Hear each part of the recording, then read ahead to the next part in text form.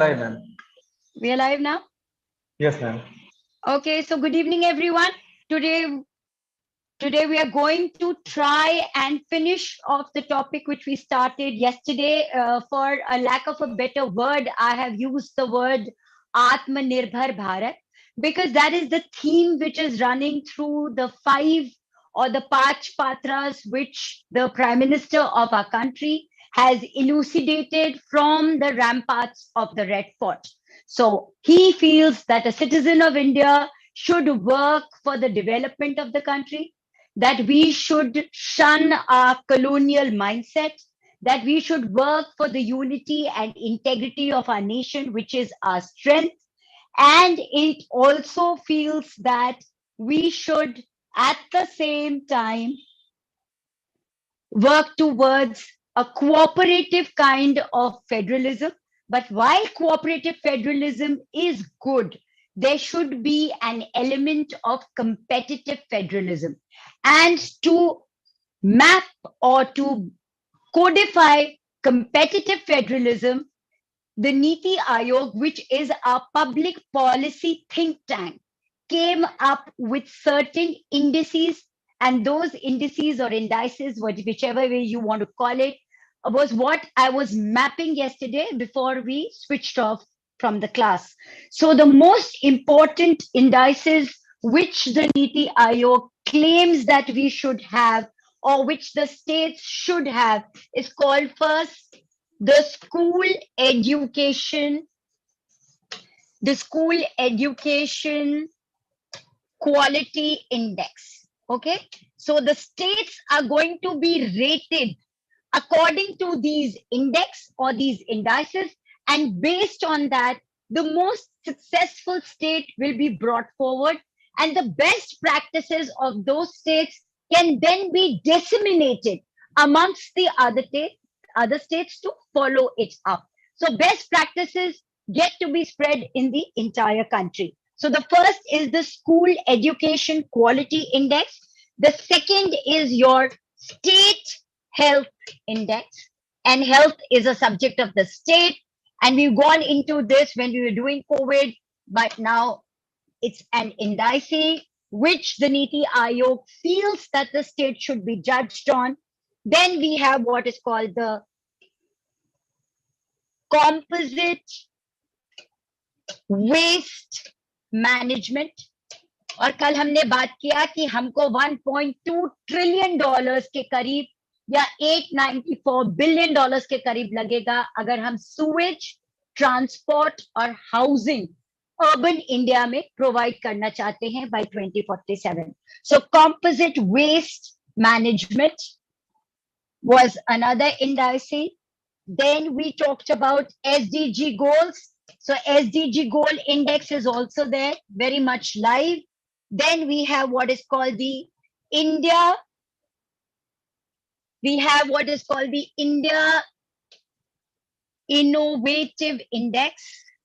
India Innovative Index. And then we have what is called the Export Competitiveness. Export Competitiveness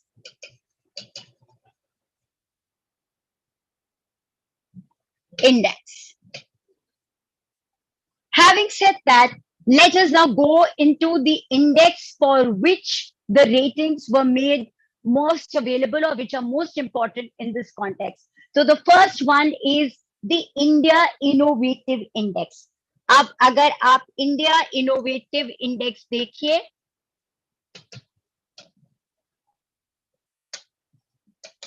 India Innovative Index में we are taking 19, we are taking 20, and we are taking 21.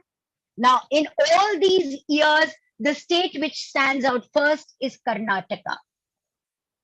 So, innovations may Karnataka is the first. I just put a K because it becomes easier.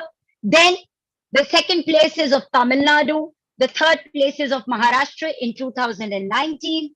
In 2020, it is Karnataka, Maharashtra, and Tamil Nadu. In 21, After Karnataka, Telangana makes a new appearance, and so does Haryana. अब ये आपका कौन सा index है? India innovative index. अगर आप इससे देखिए, so Karnataka has a clean sweep in innovations. And if you look back when we talked about renewables in India, we said that Karnataka was doing very, very well in terms of innovation. So Karnataka, then Tamil Nadu, then Maharashtra. Maharashtra is always considered to be a very fertile area or fertile ground for providing innovations, being the capital in terms of economics for India. The economic capital, Maharashtra as a state, does progress more than others. Telangana, of course, again is progressing very fast, particularly in IT and now renewables. And we came up with that big water park, which is now being used as a solar panel when we talked of Telangana. Now, the best performers, if you looked at states in complete terms, which are your best performers? Best performers में आपने 2020 नहीं लिया because that was a COVID year. So we are going to go by 18, 19, and 21, right? So 18, 19, and 21 में the best performer in all the indices was Kerala, that was number 1. Then was Maharashtra, then was Odisha, and then was Telangana and Jammu and Kashmir. All right. Then in 19, it was Karnataka and Kerala. All right. So पहले Kerala था, Maharashtra, Odisha, Telangana, Jammu and Kashmir. 19 में Karnataka है और Kerala comes and takes the second place.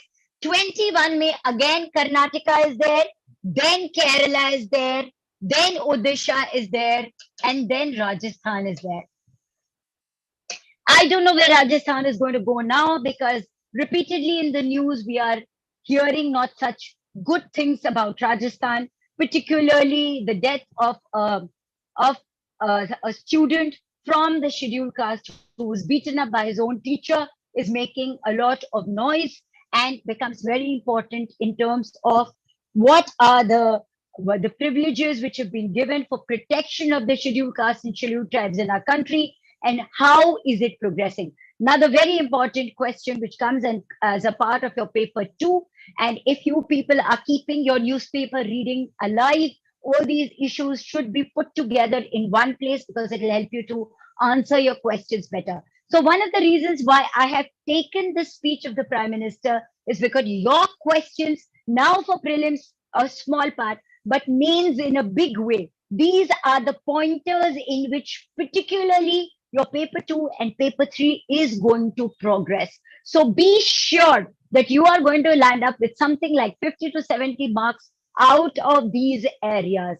And the way we are going to progress on these indices is going to decide ultimately how much of weightage, whether it's a 5-mark question or it's a 12-mark question, what is going to come out of this. So your newspaper readings, please do not miss. Make it the first part of your day, but do not overthink on the news either.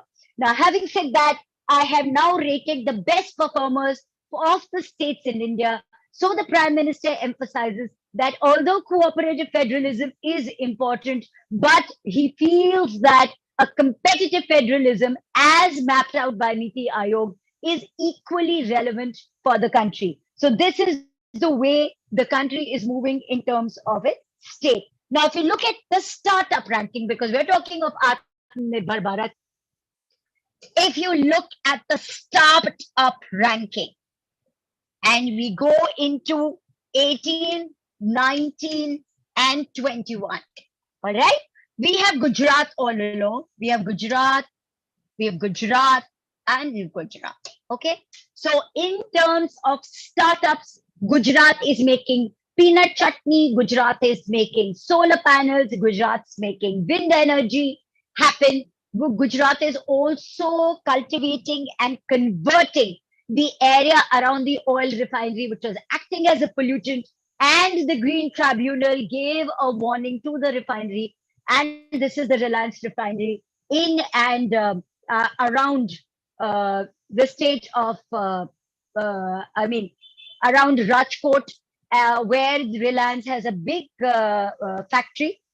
There, the refinery was polluting the atmosphere in and around, and because of the strict instructions that it received from the Green Tribunal, it has now converted that area into mango cultivation and becomes the biggest exporter of mango in the world. So the Jamnagar Reliance industry, petroleum industry, has become biggest area for revenue earning in terms of mango export. So that is the kind of innovations which is coming in and around from Gujarat. So it gets number one place in terms of startups. Now, along with Gujarat in 2019 is Andaman and Nicobar Islands. And if they've done a startup, in my perception, it must have something to do with bamboo, or it could do something to do with crafts, but I really don't know. But in Gujarat in 21, the privilege is being shared by Karnataka and by Meghalaya. Now, for my Meghalaya, it's very relevant that I bring out to you the story of a girl called Vijay Shanti. Now, Vijay Shanti, in the area around the biggest freshwater lake in Manipur. So, although Meghalaya is featuring here, in the northeast, this is very relevant because she has, in and around Manipur, there is a lake called the Loktak. Loktak northeast की सबसे बड़ी fresh water lake है और यहाँ पर क्या cultivate किया जाता है lotus. And Vijay Shanti has become famous in the last 3 years. She started producing what is called as lotus silk. So lotus silk, although indigenous to Myanmar or Burma of erstwhile Burma as Myanmar was earlier called, this lotus silk is now being made by this girl, and she's teaching this to all the other women in and around Loktak. So this has become a very famous landmark in Manipur, and all courtesy the concept of Aatmnirbhar Bharat, the concept of making startups happen for people in the remotest part of the villages. This girl is said to be selling the lotus silk at almost 5 times the cost of normal silk. So, so a small dupatta which is made out of this silk material will cost you something like 16 to 17,000 as compared to ordinary silk where it is, I think, priced around 2,000 or 3,000 rupees. So this is the kind of innovations which is happening in our country. Along with this, the Ayog also releases ranking for. It releases ranking for what are called as the aspirational districts. The aspirational districts.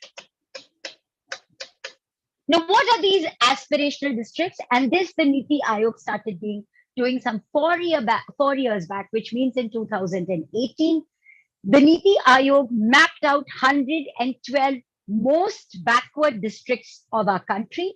And having picked up those 112 districts, it now tries to understand the progress of each of these districts. So it is trying to transform these underdeveloped districts.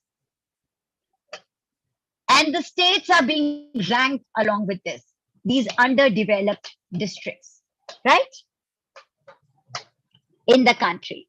Now, the Department for Promotion of Industry and Internal Trade. So the earlier ranking was being given by the Niti Aayog. Now we come to the Department for Promotion of Industry and Internal Trade, जो आपका आत्मनिर्भर भारत का पूरा concept take forward कर रहा है, वो that is this department, right? And it says that it has created some 4 lakh entrepreneurs at the village level through its program since 2018, and it claims that 80% of the districts in India have already been covered. Now, this department also tends to rank up startups, and the parameters that it takes for mapping the startups is one, ease of doing business. Ease of doing business.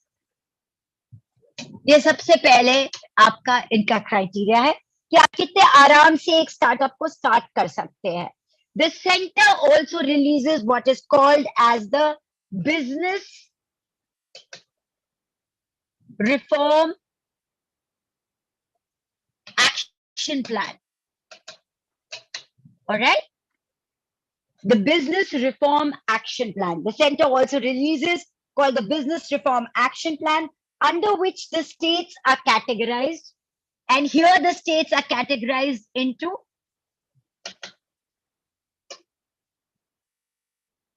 categorized and ranked.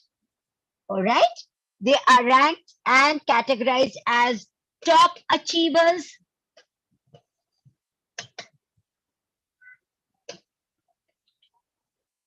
तो ये department of promotion of industry and internal trade आपके startups को rank करता है और एक state को rank करता है कि कितना इजीली आप एक स्टार्टअप को पुश करते हैं इस्टेब्लिश करने में, उस पे आपकी रैंकिंग करता है. अलोंग विथ दिस सेंटर का एक बिजनेस रिस्पॉन्स एक्शन प्लान है जिसके तहत स्टेट्स को कैटेगराइज किया जा रहा है एज टॉप अचीवर्स, अचीवर्स और एस्पायरर्स. मतलब जो टॉप 3 होंगे आपके स्टेट, जैसे हमने देखा in most of the places Karnataka is at the top, of course Gujarat is first in terms of startup. So top achievers, achievers और aspirers ये सेंटर के बिजनेस रिस्पॉन्स एक्शन प्लान के हिसाब से आप कैटेगराइज और रैंक किया जाते हैं कि how are you going to go about any startup or any technological innovation which comes in your way, and what kind of push are you going to be giving to that source. So the country's focus there is on developing a best culture of learning and a destination which is considered to be the world class in terms of ease of doing business. That is the whole idea about this categorization of innovative startups. Now we come to what is called the Nari Shakti. And the Prime Minister very categorically said that we need to look at Nari Shakti in terms of positive push so that they become equal or even better partners in the development process. Now, why India has a concern for the Nari Shakti? Because in 2005, the female labor participation stood at what is called at 32%. Uske baad, in 2020, it became what is called as 18.6%. ये आपका Covid के time का. अब 2021 में हमारा कितना हो गया है? हम 19.2% हैं. बट हम 2005 से यहां गिरे हैं, राइट? और यहां से अब हम जरा सा आगे बढ़े हैं. It is a matter of concern that while the world moves forward, the female participation ratio in the workforce increases. How can we go on a path of development where 50% of the population is not participating in terms of employment in the country? This raises a cause of concern for which we had gone into details. But to tell you very frankly, women as a topic will make an appearance either in the form of an essay, in terms of your paper 2, in terms of your concerned paper part 2 for your main subject, because everywhere there are social concerns in your paper 2 and women do feature time and again. So this is one area, a theme which you should know and be very aware about, health statistics for women, participation in their workforce. Then what are the kinds of portfolios that women are handling? What is the violence and crime rate against women? These are some of the things or some of the indices which you should know very well when you take the exam. So women or Nari Shakti, as the slogan given by our Prime Minister, feels that they are not being given the due importance. And why is it? Because it's being reflected in the statistics or the economic statistics of the country, where the participation of women has reduced, picked up a bit, but not reached the 2005 level yet. Now, if we look professional wise as to areas in which women are represented, let us first take the Supreme Court judges. Now, the Supreme Court judges in the last 3 years, 5 female judges have been appointed out of the 11, which means that about a fifth are women participants,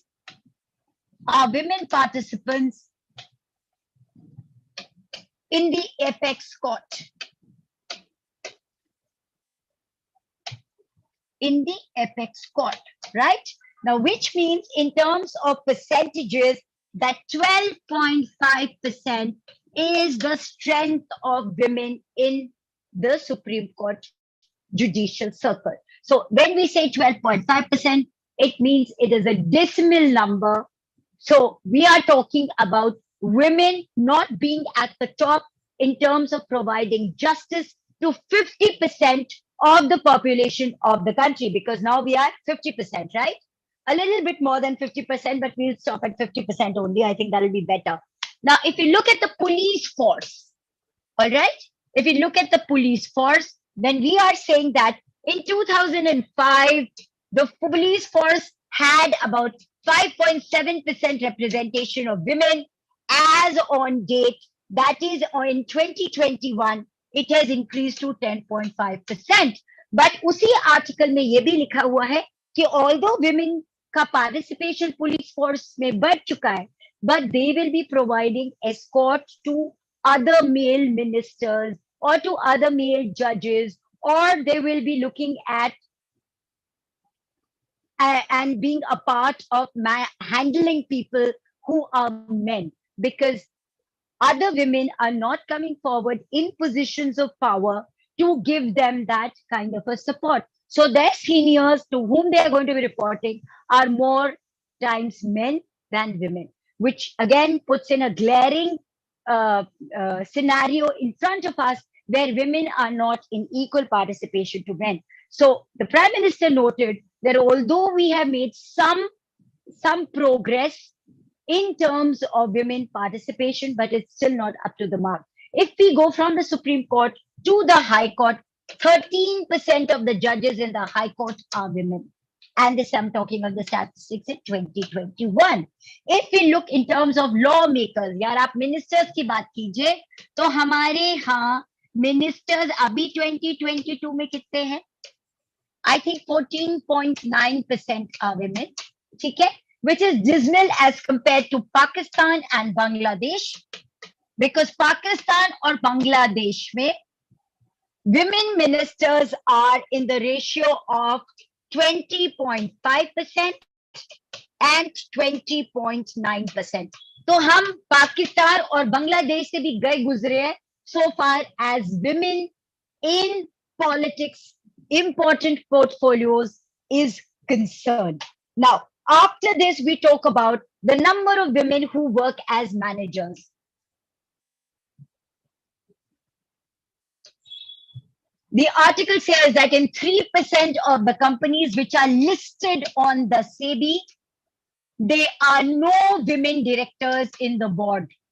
So 3% of the industries which are listed by SEBI do not have any female participation. However, it says that in 2015, it made it mandatory for all the companies, because at that point of time, we had what is called the pink box, which had come out, which looked into sexual harassment. And agar aap us samay ke cases par jaiye, so this had become a court case, and it became very important that women should be there to look into the interests of their other female workforce. So it was said that women should be essentially or mandatorily be made a part of the board of directors. This was issued by SEBI in 2015, and then there was a whole rush to make managers in the board of directors of the company. Even then, 3% are still without women as directors. So by and large, 32.8% feature as directors in the managerial cadre of the industries. That is the figure which has been quoted. If we, and this is still less than what it is for the developed countries. Now, if you look at the Commonwealth Games, in the Commonwealth Games, it is said that it is great that women have come out and participated and won medals in the ratio of 40.6% for 2022. But ये भी statistics खराब लगने लगती है अगर हम 2002 में देखते हैं जबकि females had represented and won and their participation ratio percentage was 46.4%. So the idea today is that we are not educating women enough. If we are educating them, we are not trying to make them competent enough to take positions of power, that they are being excluded from the judiciary, that they are excluded as ministers who make laws for the country, and therefore one half of the country is being underrepresented. And if we want to take the path of development, this other half needs to be dealt with sensitively but more empoweringly. So we need to make positive policies which favor women. That is the idea which was being given by the Prime Minister of the country. That and when we were teaching inclusive growth, I had made it very clear that if there has to be a revolution and if the revolution has to take place for our country, that second revolution will only be when the percentage and participation of women in the country increases. So always work on this hypothesis for any of your answers. Now we come to the last bit part of what we have been talking about in the country in terms of employment. जब economist कह रहे थे कि भारत हमारा जो देश है वो फिफ्थ लार्जेस्ट इकोनॉमी है और बहुत जल्दी हम चाइना के कंपैरिजन में आ जाएंगे, तो वो इसलिए कहता था क्योंकि हमारी जो एज ग्रुप है 15 to 24, इसको कहा जाता है कि ये मोस्ट प्रोडक्टिव एज है और यूथ जो इस प्रोडक्टिव एज में है वो आगे बढ़ के अच्छा पढ़ेंगे और अच्छा काम करेंगे. Unfortunately, the statistics do not speak of like this. So in 20, they constituted in 16-17, this age group constituted 17% of the labor force. Okay? Please follow the statistics well. In 16-17, 15 to 24 constituted 17% of the labor force. In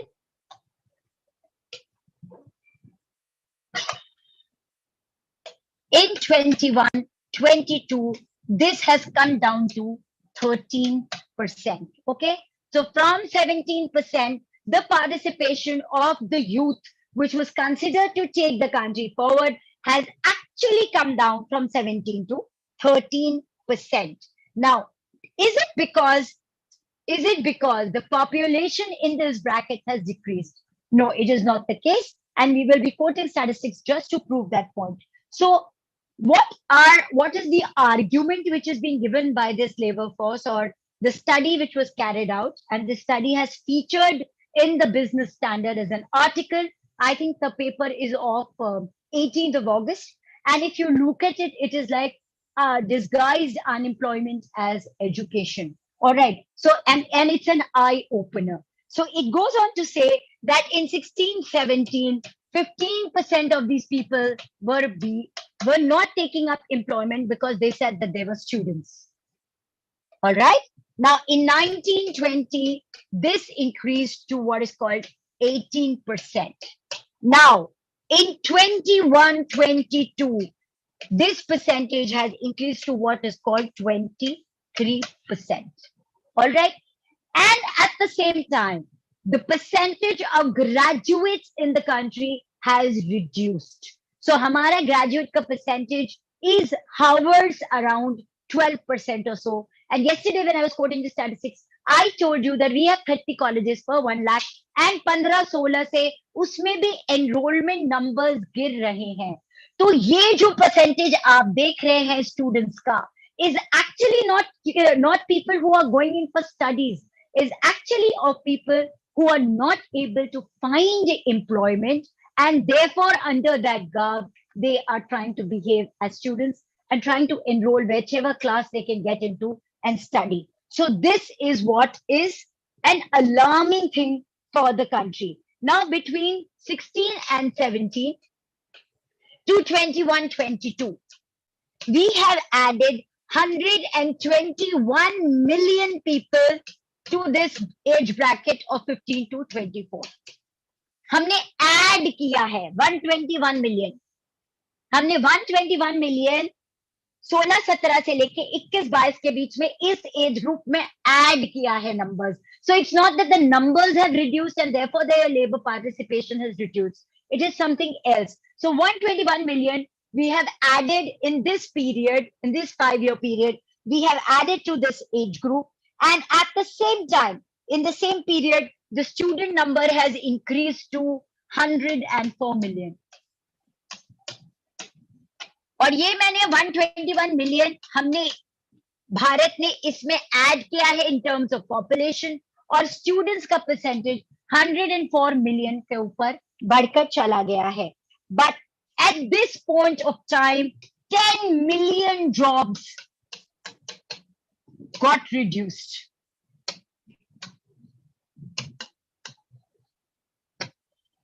You understand? We are trying to say that between 16-17 and 21-22, we added 121 million people to the age group 15 to 24.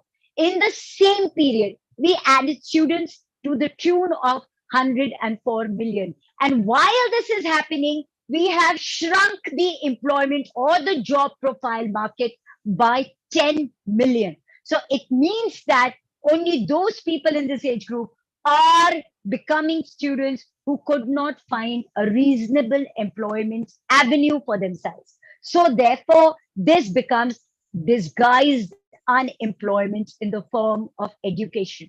And this is a serious concern for the country, as it does not add any positive impact either to the employment market or to the education market. At present, 57%, this is the statistic, at present 57% of our labor force is in the age group of 40 to 50 years. तो हमारा जो employment का market है वो बुढ़ा होता जा रहा है, और जो जवान लोग हैं वो कह रहे हैं हम पढ़ रहे हैं, पर वो पढ़ाई करते दिखते नहीं है. इस 15 से 24 के एज ग्रुप में पढ़ाई के परसेंटेज तो बढ़ गए, बट जो लोग सिर्फ 10 to 12 पास हैं, that percentage has actually gone down, and most of the students are 6th or 7th pass. So we have actually, the graduates are only 2.2% in this age group, and 12.5%. From 12.5%, the graduates have come down to 2.2% in the age group. Another very important statistics for us. The 10 to 12th pass percentage has also come down. Now, if you look at America, Joe Biden recently has given out tons and millions of money for a bill which it calls as the Chips and Science Bill. Chips and Science Bill, where it is pumping in money for innovations. Again, Aatmnirbhar America. It is trying to make semiconductors. It's trying to build in R&D in terms of quantum physics and quantum mathematics, because that is going to be very important for all kinds of artificial intelligence, for all kinds of stem cell technology. So what America is doing is that it is trying to innovate now and substitute Chinese goods wherever possible.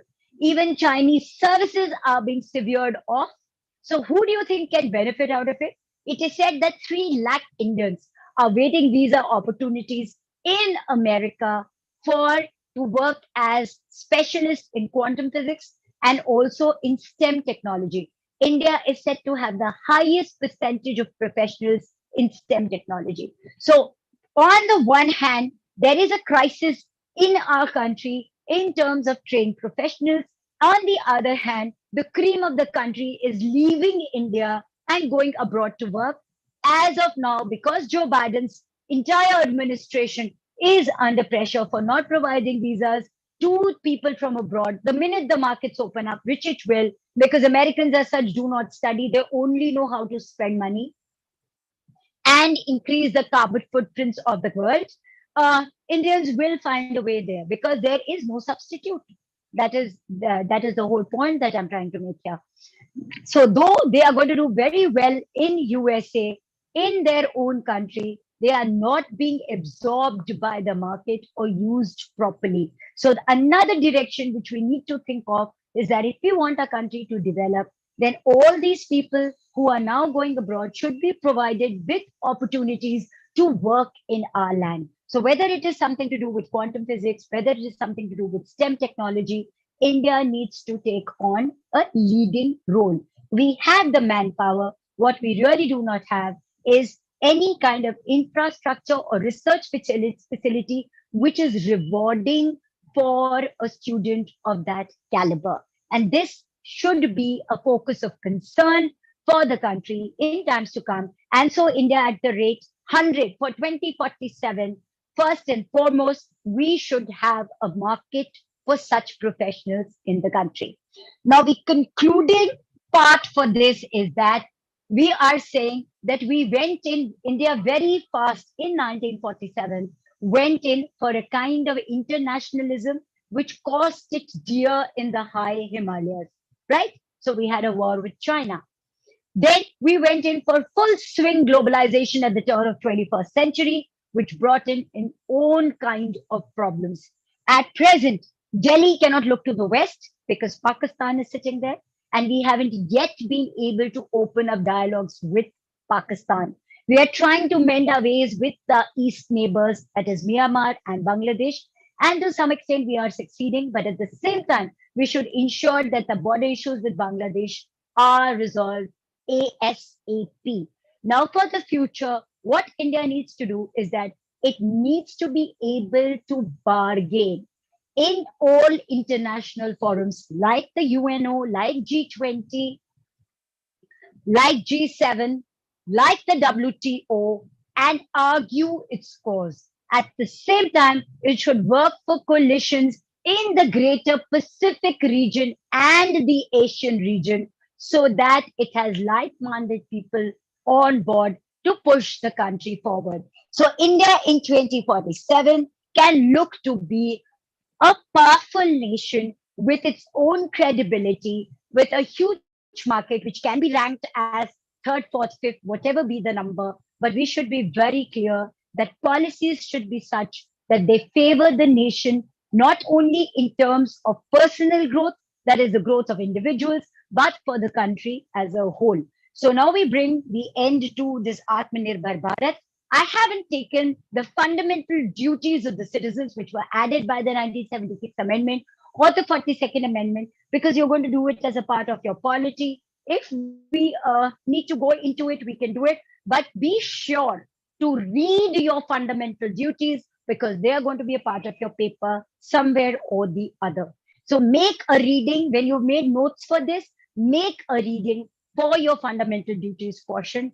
Now you go back, put all these statistics together and work out your topics of essay and topics for social indicators and see what kind of questions can you make. I would love if you would, some of you would just make questions, write them and send them to me so that I can check and get back to you to tell you that you are on the right track. In the next 6-7 months, these areas are going to concretize. And I'm very sure they're going to come out in a big way with some policy measures which are going to be backed up. So please keep the notes with few additional papers so that you can add on to those notes. Thank you so much for your time. I think that brings us to the end of India at the rate 100.